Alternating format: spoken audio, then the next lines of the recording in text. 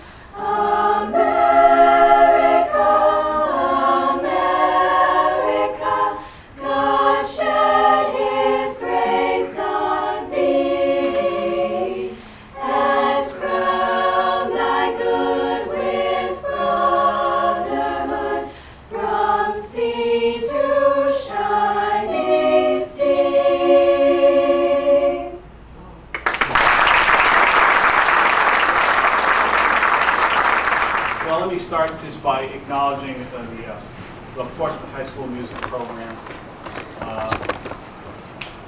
You're the hopes and dreams of our future, and you're all beautiful. Thank you for being here, and thank you for starting this off so nice. Thank you very much.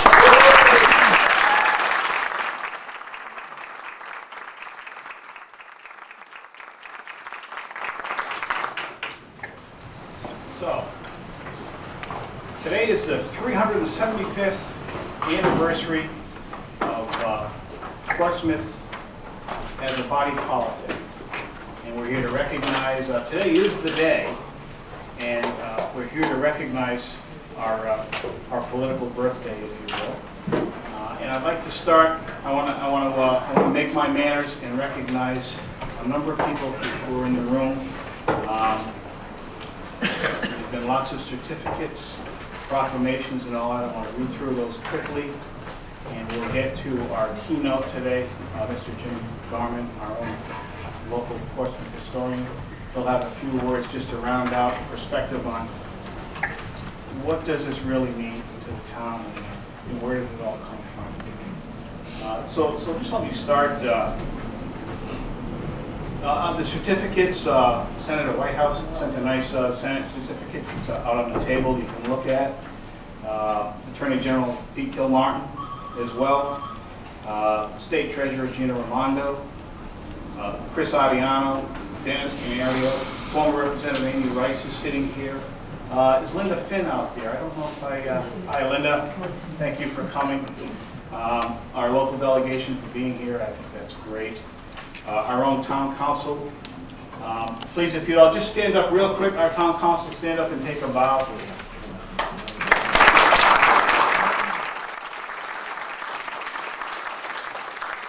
Thank you all for being here.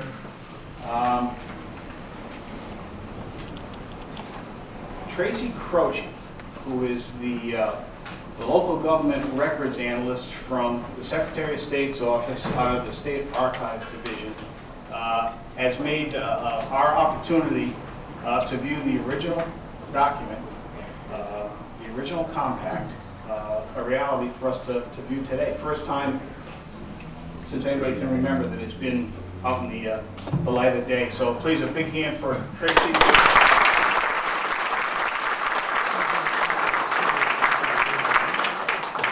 Now Tracy's on the agenda too. After Jim Garman says a few words, she'll take any questions, Q&A related to the document itself, how it's treated, how you get access to it, other than days like today, I suppose, that sort of thing. So let me continue on. We've got some former councilors in the audience. I saw Bill West come in. I saw Joe Robichaud come in. Thank you for your former service to the town. There's lots of town leadership here. The school committee, most of the school committee here. School committee, would you please stand up?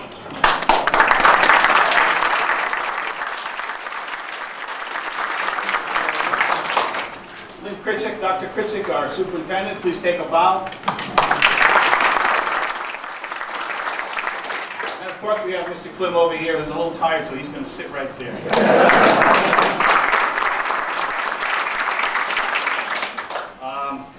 I would like to thank the members of the 375th committee for their leadership in putting all this together and their energy. Started on January 1st, everybody took a plunge. Not me, but some with less common sense went out there and did it. I believe Liz Pedro from the council was out there getting wet. Oh yeah, Andrew. You too, huh? Okay. Police chief. Don't forget the I school. mean the fire chief. Yeah. All right. So thank you to the 375th for putting this together. The chair of that, Doug Smith, he's going to close out this ceremony. He's going to have a couple of words on a preview of coming attractions, if you will. And there are quite a lot of them. I mean, this entire year is going to be a celebration of this milestone in the town's life. And let me end with this. We actually have a direct descendant of one of the signatories of the compact, Mr. Mike Kendall from Bristol, descended from William Freeborn. Would you stand and take a bow?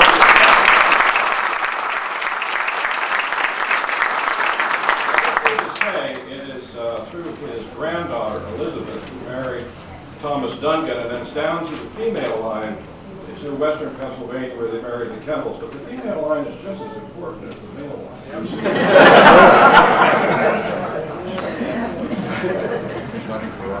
Okay, I just want to make note, Chris Aviano has a proclamation. And just stand up and take another bow, Chris. I appreciate you doing that, and then we'll move right into Mr. Garman's history. Thank you very much for coming here and for doing that. So, just to introduce Mr. Garman, many of us know him. He's been in town not quite forever, but pretty close. He came here through the Navy back in 1961. Jim has been a history teacher at the Portsmouth Abbey School for 39 years. That in and of itself, I think, deserves a round of applause. During that same time, he's authored a half dozen historical books, publications over the years. And in addition to being our local historian, very involved in all of the town affairs, he was also one of the founding members of our tree commission. He's on the 375th committee as the official historian, and he's just a wonderful contributor to the life of the town. And without further ado, please give a warm welcome to Mr. Jim Johnson.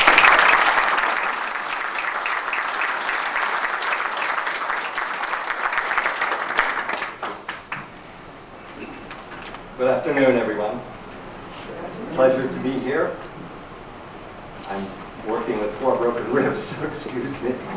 On a cold winter day in Boston, probably in William Coddington's home, the only brick house in Boston.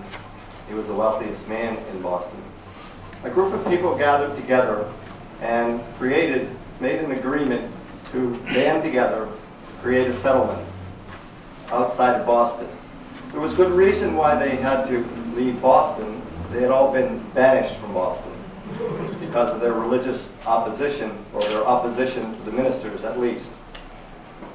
Of course, the leader of that movement, we all remember, was Anne Hutchinson. She had, in fact, stood trial, whereas many of the other people who had been banished were simply disarmed, interestingly, and told they had so many months to leave. Anne Hutchinson had 2 trials, and one of her major crimes was that she was traducing, meaning slandering, the ministers. And that just wasn't acceptable in a very strict theocracy like we had in Boston. This is a really special day in that we have this compact here before us, and probably the last time it was here in this town was in 1639. When it didn't disappear, it was deliberately taken. I'll tell you how that happened in a minute. We're very fortunate to have this document here, along with another book that we have here, which is the 2nd volume of Portsmouth's Town Records, which will be maintained in the town of Portsmouth. Unfortunately, the compact has to go back. But the 2nd volume is very important too, for reasons I'll mention shortly. One of the things, that 2nd volume was published in 1901, actually as a book it's published. And also, last week on eBay, I got a DVD of it, so it's available. So it's great to have the original here, but as far as research goes, there are other ways to do it so it gets handled less than absolutely necessary. The document, the compact itself, is housed in the State Archives, and we really appreciate the efforts made by a number of people whom I want to mention: Kathy Vieira Bodwin, Carol Zinno, John Tracy, and the Secretary of State, for allowing us to have a chance to look at this document. Again, it's a document, the original document that was printed in was handwritten on March 7, 1638. What is a compact? A compact, in terms of the early 17th century, was an agreement for people to band together for some particular purpose. They signed an agreement, we, the undersigned, swear to do this, and so on. And that's what the Portsmouth Compact is. It's an agreement to band together for the common good. This kind of thing was done from time to time for people as they began the westward movement. Keep in mind that the early settlers settled along the coast, and then they decided, well, maybe there's better farmland a little bit further on, and let's keep on going. And of course, eventually they got to California and bounced back a little bit. So they signed this agreement, in this case, in order to band together for their common good. It was probably, as best we can determine, there are some a lot of probablys associated with this. One is that it probably was signed in William Coddington's home. It probably was written by the Reverend Dr. John Clark, who was one of the early settlers as well. He was both a minister and a physician. And it is also signed by Will Hutchinson, Anne Hutchinson's husband. Excuse me. It's a commentary on the times that Anne Hutchinson did not sign it. Again, no women signed it, and this was the way society was at that time. Fortunately, we've come a long way from that. It probably was written by the Reverend Dr. John Clark because there are biblical references to it. There are some church, some Bible references attached to the compact. So what does it say? What they're doing, and we have to realize there's a precedent here. A precedent for this was what is called the Mayflower Compact that was written in 1620 when the people coming to Northern Virginia got a little off course and decided to make a settlement starting out on Cape Cod and working their way into Plymouth in 1620 when they landed on that rock that has the 1620 carved in it. They knew where to go. Anyway, that uses the phrase civil body politique. And the phrase civil body politique is simply a fancy way of saying we're going to band together for our common good, for our common defense. And that's really the major precedent. That was 1620. Okay? And that became the basis for the settlement in Massachusetts. But it didn't last very long because people really tended to scatter there much more than maybe they did here. So the Portsmouth Compact is an agreement to unify in a body politique and to work together. And in the phrase of the compact, you have it on your program there, submit ourselves, lives, estates to our Lord Jesus Christ and laws of Scripture to be guided and judged thereby. It's an important thing to notice in the Portsmouth Compact that there is no reference to any political authority. The political authority at that time in 1638 was the King of England, King Charles I. The Mayflower Compact does mention the king in 1620, who was James I. So the Portsmouth one does not have any reference to any other political leader anywhere. It's an organization that is going to be created, and we're going to work together, and we're going to be guided by the Scriptures. That was the basis of it, without any reference to any political authority. And again, to be guided and judged thereby. The signatures on the compact present a certain amount of confusion as well. There are 23 signatures on the compact.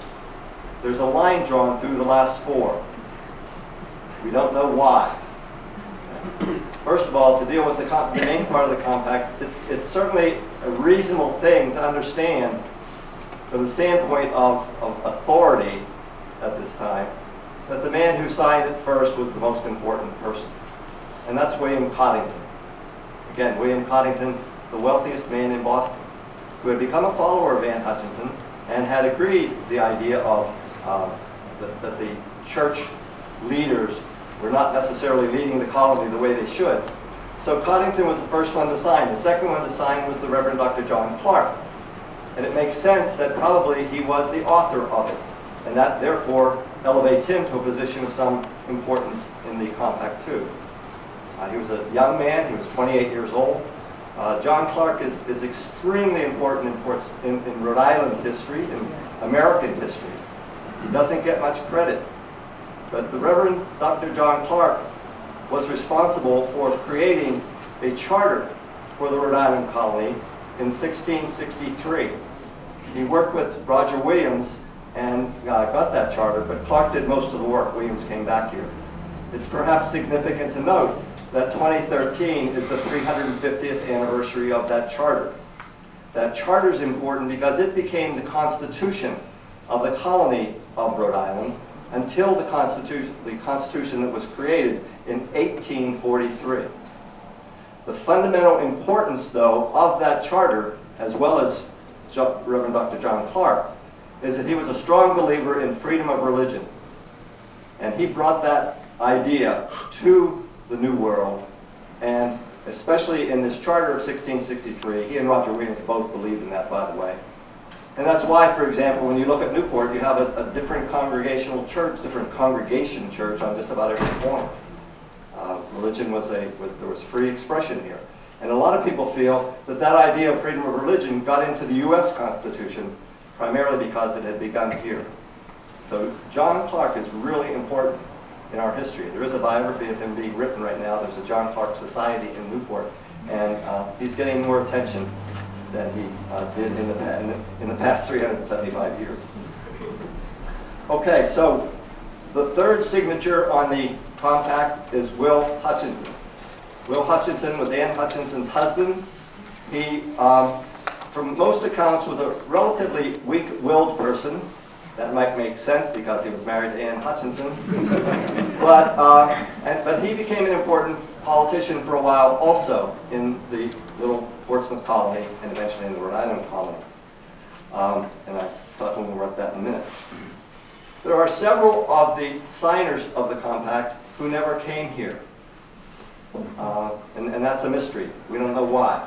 There are a few that came here for a very short time and then went back to England. There is one in particular, a really interesting case, when you think about the irony of this, named Thomas Savage. Thomas Savage was married to Anne Hutchinson's daughter. He stayed in Boston. He ultimately became the governor of Massachusetts, Bay, which is kind of bizarre when you think about it, because they did such damage to Anne Hutchinson's reputation when she left. So there were one or two others who never came here or came here and then left. One of Anne Hutchinson's sons signed the compact, came to Portsmouth, and then went back to England for about the next 40 years. So there's a lot of confusion on the signatures. Now, of those four that are scratched out at the bottom, probably 3 of them ultimately came to Portsmouth in that first year. So that, why? Who knows what that was. Okay, so what the compact does is to provide a base for the initial settlement that they had here. Now think about this. They're signing this on March 7th. And by the way, the calendar thing is so screwed up. It says that it was signed on the 7th day of the first month. Okay, and it wasn't January. They considered, and we had the old style calendar, the new style calendar. I won't get into this. And then we had the Aquidneck Island calendar. As best we can determine, it was March 7th, okay? I think that's fair to say. So, we have this document here in front of us. What happened to it? The records that they had, initially the setup of the government was a town meeting form of government. And Portsmouth had a town meeting form of government until, what, about 1980, 82, somewhere around there.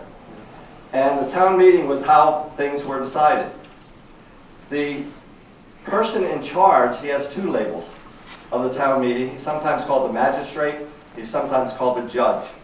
Well, you can imagine who the first magistrate was, William Coddington. And the supporters of Coddington had some opposition, but they had political power, at least at first. From that settlement, the first town meeting was in early May of 1638. And up until January of 1639, things got along, but there was controversy.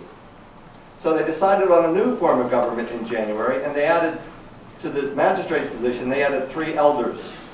And the 3 elders that were elected were all strong supporters of William Coddington. Somehow. I don't know the politics of it. The town records, which we have here, are really hard to discern what was going on. But what happened was that in April of 1639, a year after they had come here, there was a split, what an early historian refers to as a separation. And what happened was that Coddington and 8 of his supporters decided they were going to leave. I guess 35 people in Portsmouth was too many. So they decided to leave and form a new colony. So guess what they did? On April 28, 1639, they wrote a new compact in which they agreed to band together in a body politic and to locate a new settlement somewhere toward the middle or the southern end of the island. Now, that happened at a town meeting, apparently a tempestuous town meeting. William Dyer was the clerk. The clerk is the secretary. He's the one that kept the minutes. He had the book. He had the record book, which had the compact in it. Without making any minutes of this meeting, he closed the record book and took it. And it went to Newport. So records a little further on in this volume here, this very thin volume up here, records further on are Newport records. I guess that's why we can't keep it. But anyway, so you have the compact in the book being taken away because of this split. And so 9 people went to Newport and established a colony there. I just want to read you the names of those, because the names of those people are all very familiar names in terms of things that are located in Newport. They were Nicholas Easton, John Cogshall, William Brenton, John Clark, Jeremy Clark, Thomas Hazard, Henry Bull, and William Dyer. They went with Coddington to Newport. And so that's where the compact went, the Portsmouth Compact. Now, what complicates this thing further is that those who remained in Portsmouth, they created another compact. Now, in this compact, Compact 3, signed on 30 April, 2 days after the split, 1639, that's the first thing, one of the first things in the volume of Portsmouth records here. And one of the things that's really, again, another mystery associated with that is that on that compact, they swore their allegiance to King Charles. This is really kind of bizarre why they would do that. In any case, the first signature on that compact, the one that went to Newport, by the way, the group that went to Newport, they didn't sign, that one isn't signed. But the ones who stayed here, the first signature on that compact, William Hutchinson, who was elected judge. Okay. And eventually, Newport and Portsmouth got together. I'm not sure how that ever worked out, with Coddington as the governor of the island, and William Hutchinson as an assistant governor, deputy governor. So anyway, there were 3 different agreements, which is really kind of bizarre. And to be honest, I didn't discover the second and third until about 2 or 3 weeks ago. I didn't know they existed. They aren't as important, obviously, as the first one. The first one really should have our attention. But it is kind of interesting to see the second and third. The third rather, of the people who stayed here is in the second volume, but about half the page vertically is missing. And so it's really difficult to ascertain what they're saying. So I think that what's important here and what we're celebrating here today is the document before us right here. And it's a fabulous opportunity for people of this town and this area to see a piece of paper that was signed 375 years ago today. It's just incredible to think about that. I've been writing local history for about 40 years. I've never seen until today. I know it's been accessible. I'm just too lazy, I guess, to go to the archives. But anyway, so this compact is why we're here primarily, and why our group is working really hard with about 1,000 different events over the course of the next 10 months to celebrate the history of Portsmouth. And I think what's really important as far as I'm concerned, and I think the attendance here is a reflection of this, is that our town can be brought together with a common interest. One of my complaints about the town is that we're a lot of neighborhoods. Well, this kind of thing, we hope, just like the Polar Plunge, brings a lot of people together.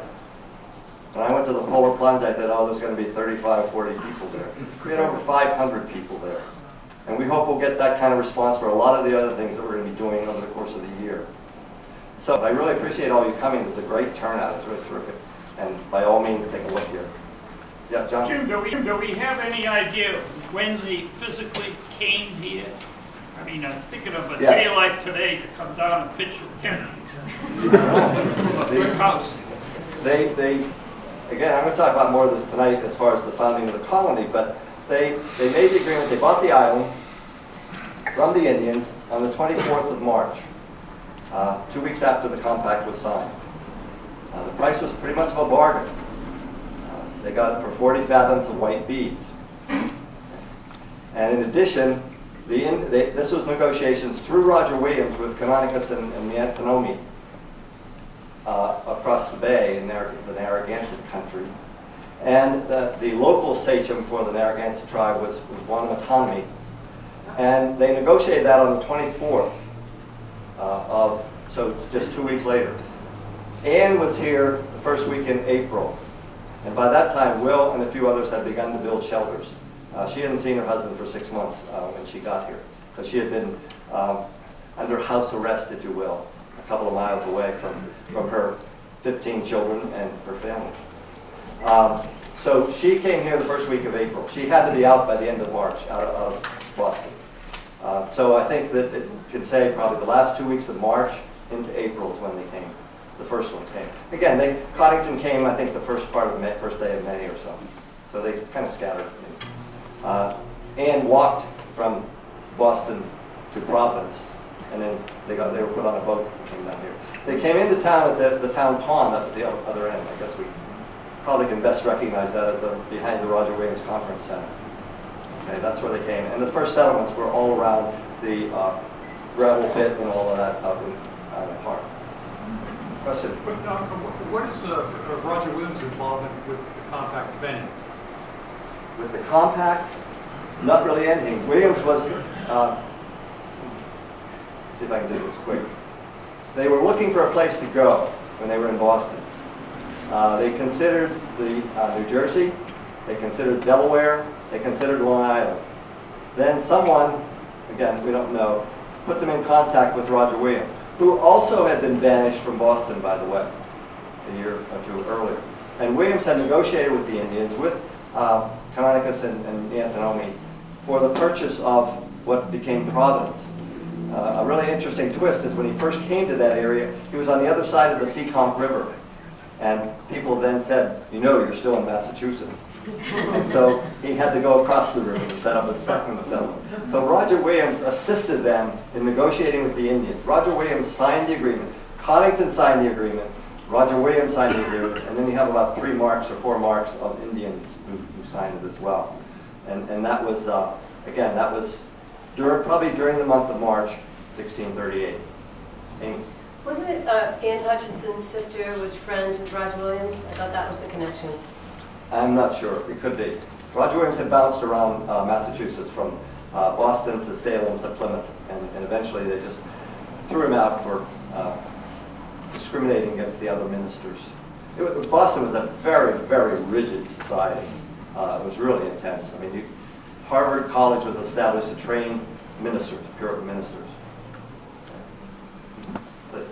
Would it be safe to say that the Portsmouth Compact and the Royal Charter of 1663 has a direct influence on our First Amendment? I think it's fair to say that. I think you'd have to do a lot of sort of closely tying all that together. And again, I think that's what's being done in this biography that's being written of him. Because I've tried to research that for my own thesis paper. I'm working on a master's degree. And I'm just wondering if maybe Thomas Jefferson or the other founding fathers had these available to actually look at. Now, of course, they're down in Virginia and we're up here in Rhode Island, but, you know, could these documents been available to them? Certainly the Charter of 1663 could have been. I don't think the Portsmouth Compact would have been. Okay. Yeah. Liz. Thank you. So where does the compact live today and how can you view it? In the State Archives. It's at the State Archives in a vault on Westminster Street, 337 Westminster Street. We're open 8:30 to 4:30, Monday to Friday. And it's in a vault? It's in a vault. And Climate control you can't vault. see it? We can take it out. We also have microfilms. It's really special. There were a lot of splits that way, but again, there are 39 towns in this state now, and each one has a unique history. They're really special too. I'm doing some research in North Kingstown right now, which is really fascinating to see, because a lot of what I'm doing hasn't been done. Okay, well, I think I've talked on long enough. I hope you get a chance to see the compact up here. Don't touch it. Just look at it and And I really appreciate your coming, and I appreciate the opportunity to speak to you. Thank you.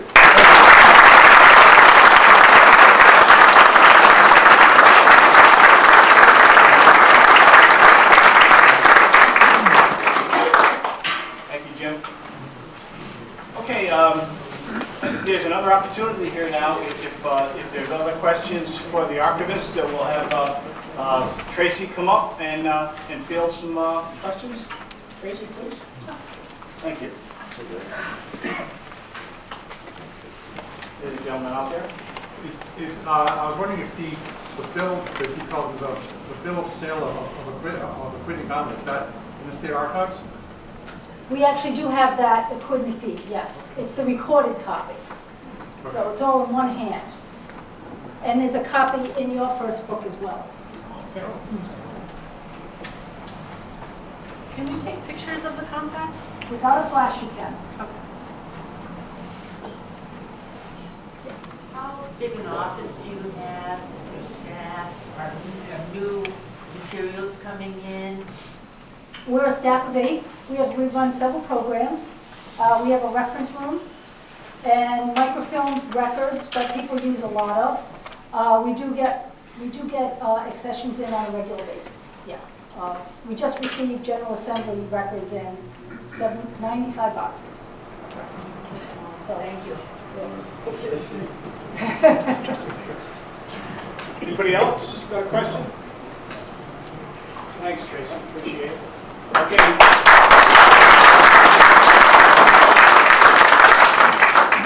The chair of the 375th Committee, Doug Smith, is going to wrap this up. Doug, if you come on up, please. This is really cool. I gotta tell you.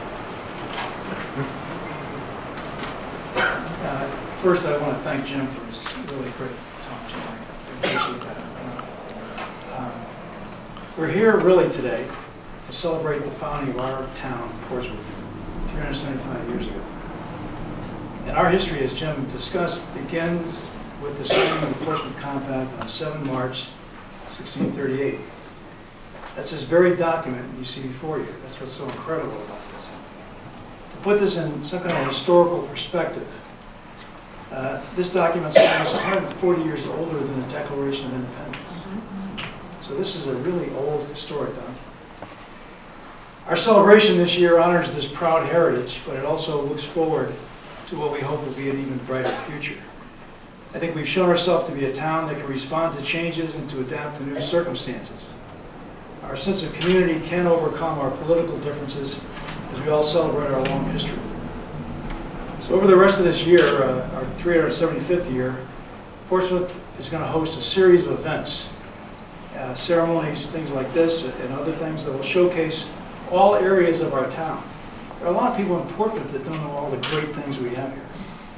And we want to expand that. We want everybody to see this beautiful town we have. Both people who are residents and people from outside the town. So we have an opportunity this year. Some of these events will include small traditional things like at the end of the month we have the Easter egg hunted brown house. We're going to be doing larger events later on in the year around the Labor Day weekend. For example, we're going to have a 375th parade at Island Park. And we're going to have a 375th anniversary reception at Glen Manor House over this weekend. There's going to be several other events in there as well. We're going to be having guests from Portsmouth, England, including the Lord Mayor of Portsmouth, as well as from Portsmouth, Virginia, and Portsmouth, New Hampshire. And they'll be joining our celebration, and we plan to show them around New England hospitality. I'd like to invite all of you to come up and join us in the celebration, either as participants or volunteers. We continue to need help going forward with this thing. We live in a beautiful town, and I think now is our time to show it off and to honor our proud heritage and our bright future, which is kind of our logo here for the year. In closing, I'd just like to say we have a website. It's www.portsmouthri375.com. It lists all the events. It lists opportunities to volunteer, and all the information that we have is we're trying to put it out on our website. We also have a Facebook page. And I think it was just a couple of weeks ago we had 1,600 likes on our Facebook page, which is quite a lot for Portsmouth. So I'd like to invite everybody to come up and take a look at the compact. Don't touch it, please.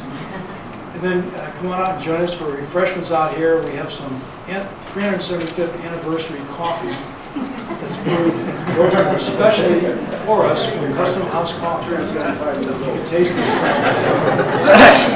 Please sign our guest book. We want everybody that's here to have, we want to have a record, and that's going to be part of the 375 record. So thank you very much. We hope to see you at all our events. Yes, so I think Newport Artillery Company really adds to the presentation. Absolutely. I'd like to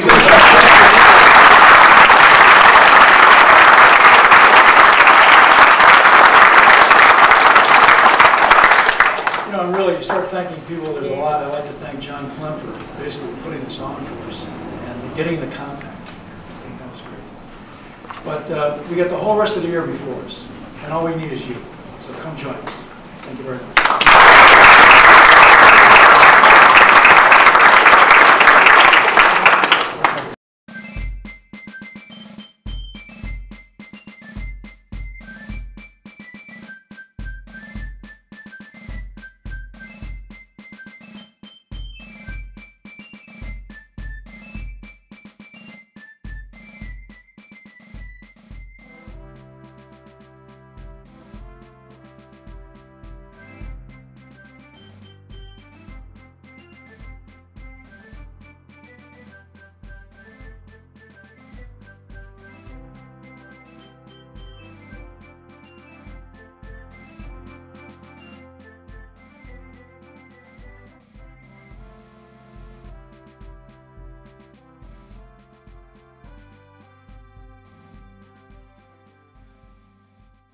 You know, Carl, so what do you think of it? I thought it was great. I thought, it was, like I mentioned at the end, with the Newport Artillery Company, their members in I hate to say costume, but in uniform, really enhanced the presentation today. I wonder if they looked that way in 1638. You think, or you think that's an improved uniform? I think it's an improvement. I think it's an improvement, but it really enhanced the presentation today. It was great. It was good. It was really great. What did you think? I loved it. And in fact, I plan to come tonight too to see. I have all Jim Garman's books.